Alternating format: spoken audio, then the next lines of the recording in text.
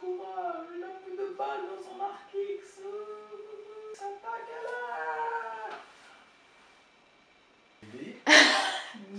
s'il vous plaît, je veux l'élixir noir. Moi, t'as que l'élixir noir. T'inquiète pas, l'élixir noir. Maëva, je suis floue. Maëva, je suis floue ou pas? Dorian, j'ai fait ça. Est-ce que je suis floue? Je suis floue ou pas là? Ça veut dire quoi, Flo? I love you, baby. Love you, baby. J'ai perdu bêtement. Coucou tout le monde. On se retrouve aujourd'hui pour une nouvelle vidéo qui est comment faire un edit. Donc ça fait 3 fois que je tourne ces vidéos, je suis tellement saoulée. Donc, je vais vous dire comment faire un edit, on va faire par catégorie à la fin de la vidéo. Je filmerai mon PC et je vous montrerai 3 transitions basiques pour faire des edits. Donc ceux qui ne savent pas ce que c'est des edits,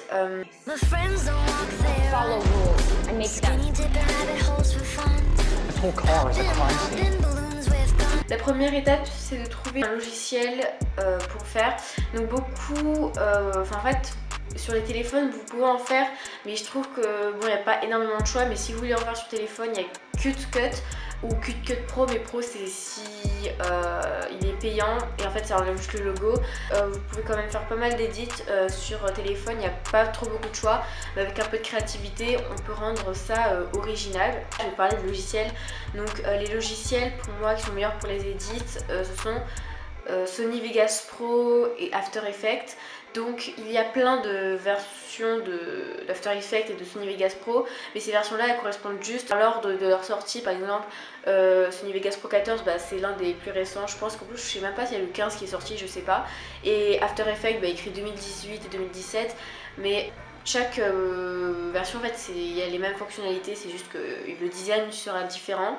Donc moi ce que je vous conseille c'est de télécharger la version la plus récente. Alors ils sont payants donc vous pouvez les craquer si vous voulez. Vous pouvez regarder sur YouTube, c'est très simple à craquer. Il y a les musiques. Si vous n'avez pas d'idée de musique à mettre sur votre edit, je vous conseille de chercher sur YouTube Badass.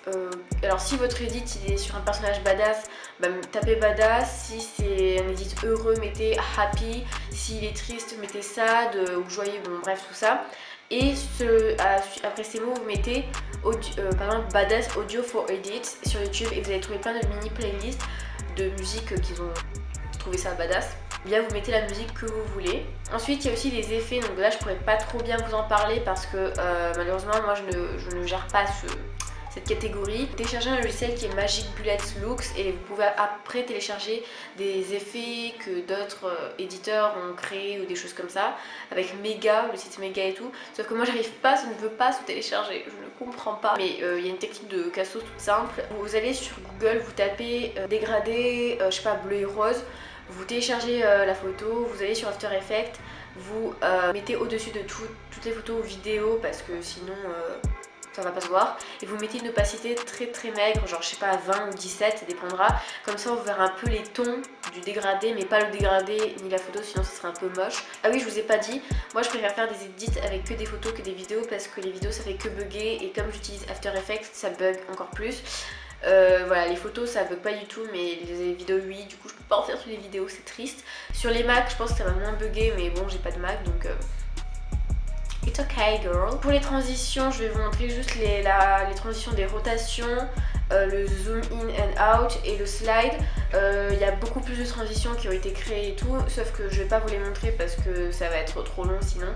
Et cette vidéo c'est juste pour les bases en fait, c'est pas pour faire un edit magistral et tout, c'est juste pour faire les bases. On va ensuite taper juxtaposition directionnelle dans le menu effets et paramètres prédéfinis. Vous allez le mettre et vous allez mettre 500 à la largeur de sortie et 500 à la hauteur de sortie. Et vous pouvez mettre les contours miroirs si vous voulez. Donc, alors désolé de la qualité, c'est juste parce que voilà. Alors, contour de miroir c'est comme ça, mais moi je préfère les mettre juste en quadrillage. Donc, je rezoome. Et je fais la même chose pour ma deuxième photo. Donc j'avais pris les photos avec un Wiko, donc c'est normal que la qualité soit un peu dégueulasse honnêtement. Et je recadre toujours. Ici, et je vais taper sur mon clavier sur la touche S, donc ça va faire l'échelle, enfin normalement, voilà, donc ça va sortir échelle. Donc on va se positionner à la fin de notre photo. On va mettre un fragment à la fin et un fragment genre quelques secondes avant. Sur le deuxième fragment, donc je sais pas si on appelle ça comme ça, donc c'est pas grave, la clé, la key, je sais pas comment vous dites ça. Vous allez zoomer. Voilà, vous allez zoomer. Et sur la première, vous ne faites rien. Vous voyez, ça reste à la même longueur. Vous sélectionnez le tout, vous tapez sur la touche F9. Donc moi, je peux pas le faire, sinon ça va arrêter mon enregistrement d'écran. Donc ou bien vous faites clic droit, vous faites assistant d'image clé et vous cliquez sur lissage de vitesse. Vous allez ensuite être dans le graphique. Donc il y a deux sortes de timing de transition, pardon. Donc moi je vais faire la plus facile. On va aller dans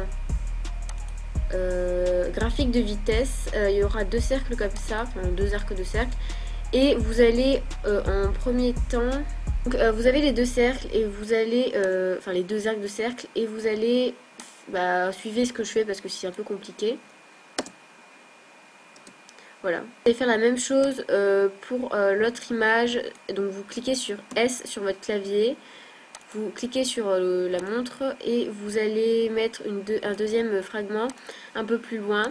Cette fois-ci sur la première, donc celle que je sélectionne là, vous allez faire plus grand, pas l'inverse, mais vous allez faire rapetir votre image comme ceci. Et ensuite vous faites la même chose que tout à l'heure, donc vous sélectionnez le tout et vous cliquez sur lissage de vitesse. Cette fois-ci on va faire de l'autre sens, donc hop, on fait comme ça, donc c'est juste l'inverse en fait. Ensuite pour faire la transition rotation, donc vous allez cliquer sur votre clavier, cette fois-ci R, et vous allez placer comme tout à l'heure un fragment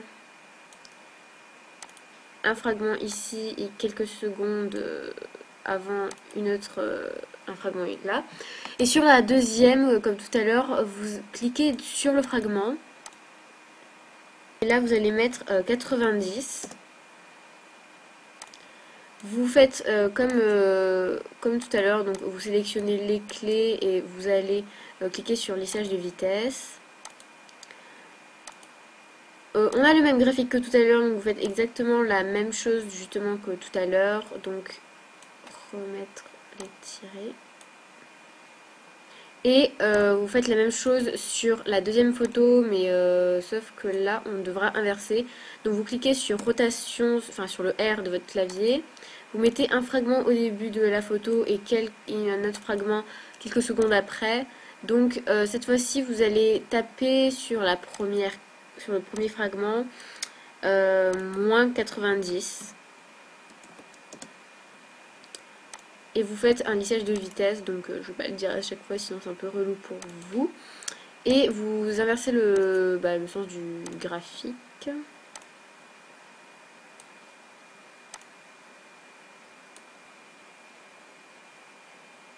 Ensuite, dernière transition que je vais montrer dans la vidéo, ce sera le slide. Donc vous pouvez évidemment le faire dans tous les sens, sauf que moi je vais le faire dans un seul sens parce qu'en fait c'est pareil pour tous. Donc vous allez cliquer sur votre clavier, position, donc la touche P. Vous faites comme tout à l'heure, vous mettez un fragment à la fin de la scène et un fragment quelques secondes avant la fin. Vous ne touchez pas au premier mais au deuxième. Et vous allez le faire glisser vers la droite ou la gauche, c'est la même chose.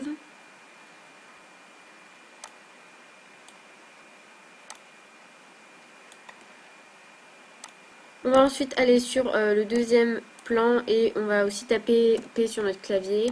Vous mettez un fragment au début de la scène et un autre fragment vers la fin. Et cette fois-ci, alors on va le glisser mais dans l'autre sens. Donc ensuite, on va aussi refaire le lissage de vitesse, donc c'est vraiment très important, sinon la transition ne sera pas très fluide. Et vous faites le graphique.